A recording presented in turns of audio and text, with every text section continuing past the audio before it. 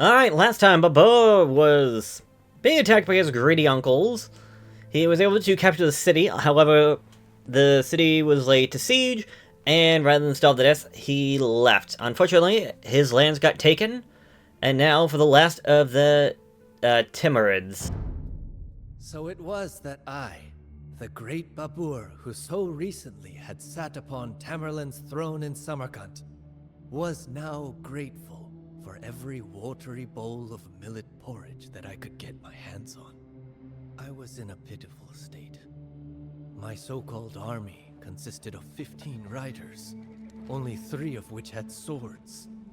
Hungry and battered, we spent the nights in the wild, and my mother slept in our only remaining weatherproof tent. Oh, Kutluk, my dear mother. Without her, I would have been hopelessly lost. Brave and indomitable, more skilled with her bow than any of my soldiers. She was a Mongolian princess sprung from the old tales. I am not ashamed to admit that I often cried myself to sleep in her arms in those awful days. She would tell me the legends of Genghis Khan and Tamerlane, and the painful setbacks that they had to endure before their days of greatness finally came. Just as they would for me. My mother turned out to be right. After 3 years of hardship, a messenger arrived from distant Herat. My uncle, Hussein Baikara, the last reigning Timurid, sought a capable commander to lead the city's defense against the Uzbeks, who were now hovering around Herat like vultures. It was an opportunity that I could not pass up.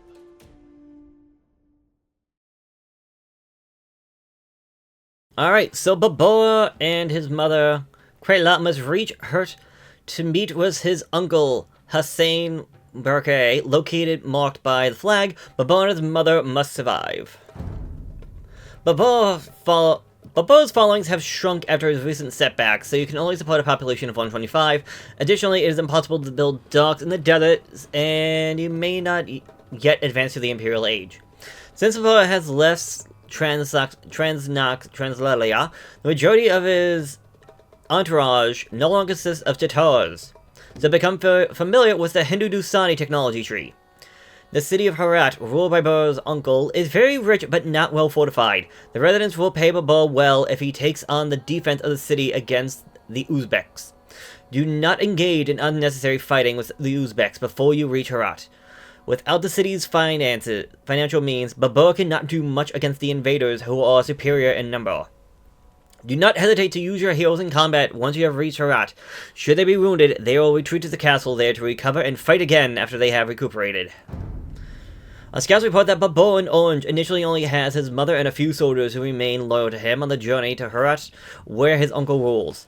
The city of Herat in blue lies to the southwest. It is known for being a haven for education and science, but only has a small garrison with which to fend off attacks. 2 Uzbek armies, Cyan and Green, have encircled Herat and will soon begin to lay siege to the city.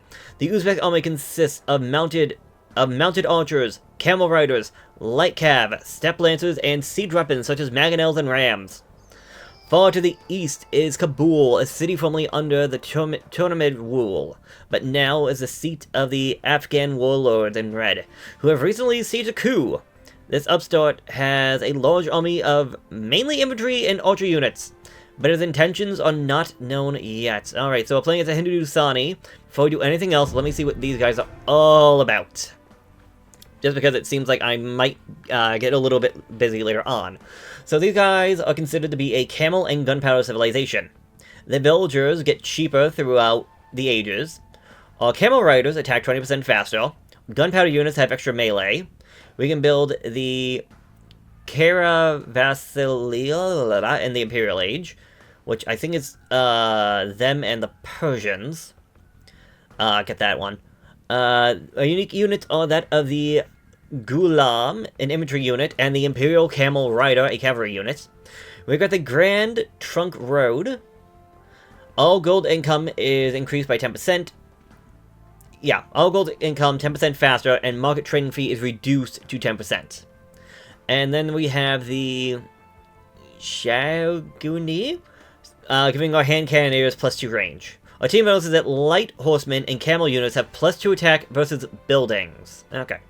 So for the archery range, we get crossbows but no arbalesters. We get the elite skirms, we get hand cannons, heavy camel launchers, but no partisan tactics, but I mean, that's not the end of the world or anything like that, but they also get thumb ring, so heavy cav doesn't seem like a bad thing to have, or if you want to go for hand cannons, although I'd probably go more hand cannons against infantry, and heavy cav probably for anything else.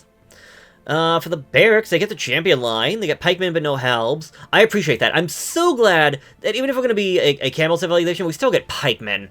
The one civilization that only had spearmen sucked! No garrisons for the extra armor for the militia line. We do get squires. For the stables, we get hussar. However, we do not get the knight line at all. So, only stable units. Hussar and the Imperial Camel Rider. So we have Camel Rider, Heavy Camels, and then Imperial. Heavy Camel is 325 food and 360 gold, while the Imperial is 1,000 food and 500 gold. Honestly, though, other than the food, the gold, I would say, is about equal to that of the Cavalier.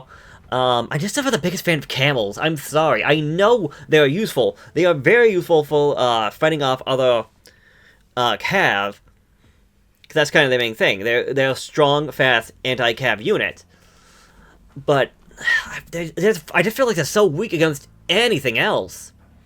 For the siege, we don't get battering rams, because instead we get the almond elephant and the siege elephant.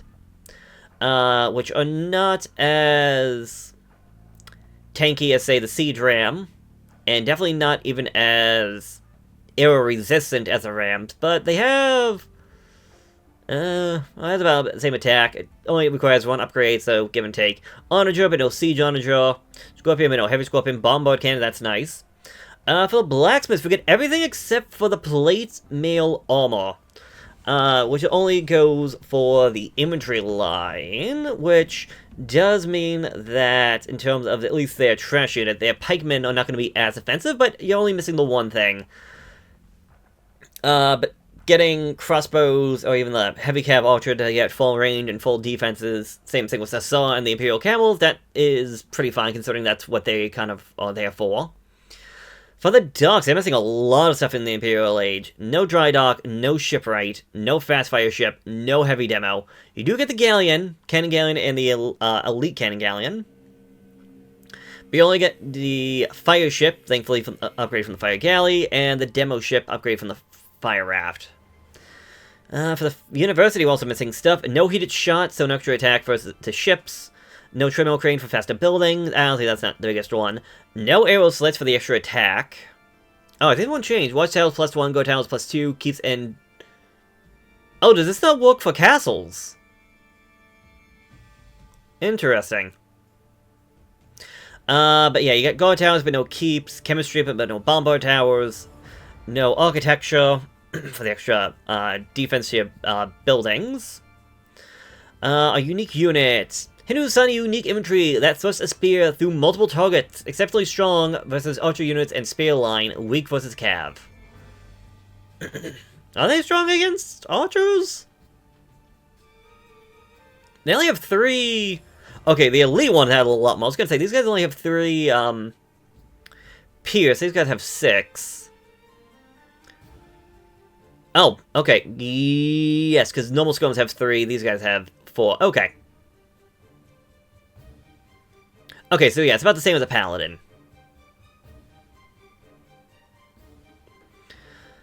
Okay, so the all-gold income being faster is 250 food and 200 wood. Honestly, though, if that works for the trade cards, then yeah, that's fantastic. You, for the extra range, is 500 food and 300 gold. Not the worst. The issue is that hand cannons are never the most accurate. So the extra 2 range could either be a blessing or a curse, I feel. Because while you do get that first shot off a little bit quicker, it's going to be less accurate, and then they have to reload. And by the time they fire again, the enemy is going to be closer. Okay, for the monastery, only missing atonement, so no enemy monastery units, and no heresy, so that our units don't die. So our units won't die when they get converted. And as for the economy, no guild, but that's because we get the one thing for free. Not free. Oh, that's because of Trunk Road essentially taking that 15 down to 10, and no crop rotation for the extra food. But we got everything else, so that's not too bad. Alright, let's get into this. What an inhospitable swathe of land. Nothing more than rubble, rocks, and sand as far as the eye can see. Let us not waste any time, for your uncle awaits us. Take this food, Babur. Oh, thank you. I know that it is not much, but it comes from the bottom of my heart. Any chance you want to help out? No. Caution! An Uzbek ambush! I would never have thought that they could have already penetrated this far south. You had a feeling I should have gone north, but oh well. It may not be a bad idea to have... Careful. Shoot. We are riding straight towards an Uzbek camp. We should take a different route.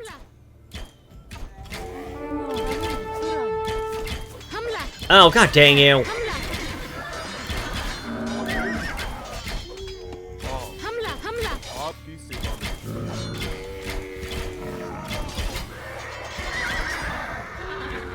It's not one thing, it's something else. So we might be resetting depending on how much damage we take on this one. The bright side, we're at least riding camel, so it's a little bit quick. And since all these other units are on horseback as well, my camels can deal some decent damage.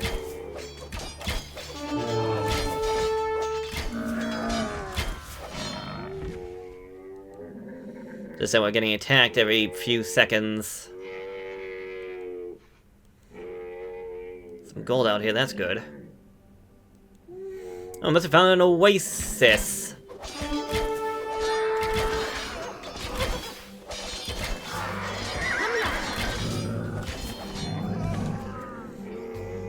Considering the fact they said we couldn't build docks, yet there's fish out here. Then again, if we're meant to be fighting a siege, going fishing is probably not the most advantageous. Then again, I'm gonna need resources to survive out here, so yeah. Although the villagers are already outside the walls, it looks like, so okay. Let's make a save just to be safe, because things never turn... Things don't always go so well after a while.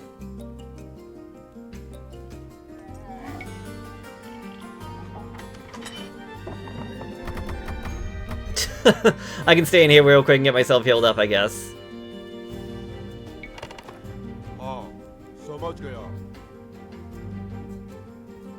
Babur. Oh, right, I can't. Are you? Yes. Oh yeah, all my units got healed up, that's good. Where is Hussein? Does he not wish to welcome his relatives who took the dangerous journey through the desert just to see him? We are heartbroken to inform you, Princess, that the righteous Emir has closed his eyes forever after a long battle with illness. Without Hussein, the city is leaderless, and the villainous Uzbeks are already rubbing their hands with glee. May Allah receive him with grace. But now is not the time to mourn. We cannot allow the Uzbeks to snatch another jewel from us. We will defend Herat. Okay, so we need to defeat both Uzbeks' armies. Okay. Okay, no, we do get a town center. Okay. We have only a few soldiers, but our treasury is well stocked. We will ensure that you and your soldiers are compensated royally for their services, Babur. Thank you. 100 will reward you for each, was gold for each unit and building you eliminate. Okay, cool. Okay, so destroying enemy units and buildings, yes, yes, yes, yes. Okay. I'm gonna say for right this second, though, trying to build up a military and build up my forces sounds like the most beneficial. Right, I'm stuck in the castle age.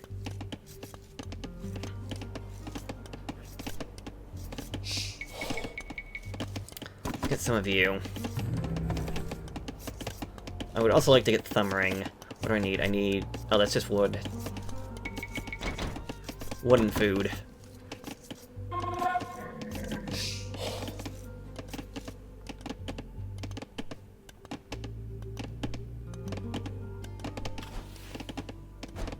Namaste, Shikari. But keep it coming. Oh no! Samajh gaya. Don't worry. Retreat real quick. Alright, good job, team. That was annoying. Came out of nowhere. Main taiyar. Shikari. You will need siege engines to storm enemy cities and camps. But there is far too little timber to be found in this desert. There is an elephant breeder to the south, however. Perhaps you can use these powerful beasts instead. Alright, yeah, because I'm...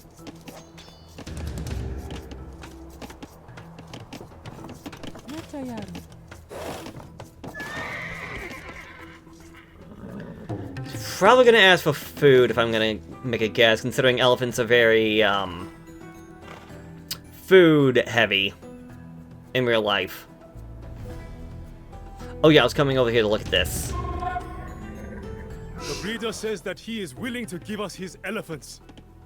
But only if we pay him abundantly, of course. Yep. Tribute, he won 300 gold. Okay, that's honestly not too bad. Shikari.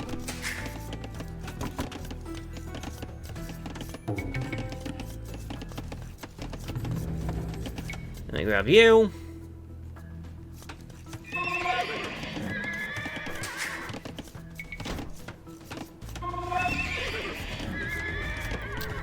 A blacksmith would probably also be nice. Adesh Shikari.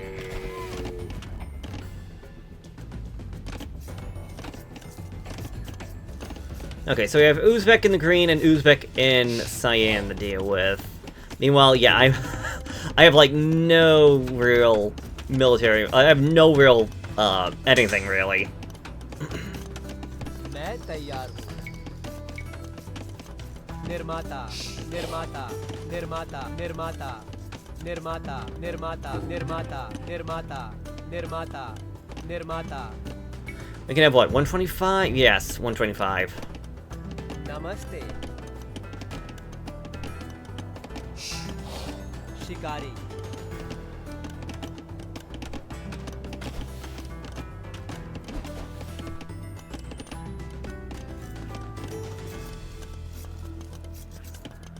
Alright, would you come over this way and get me a market? Nirmata. Namaste. Ha. That's it, keep that food production going. Adesh. Whenever with that, you can go over that way. Namaste. Ha. Shikari.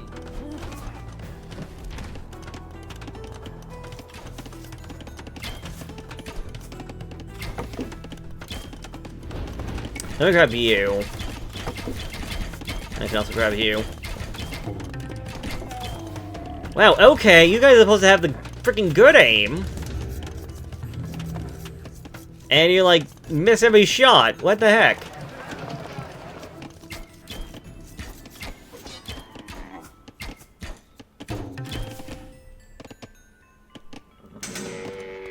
Namaste.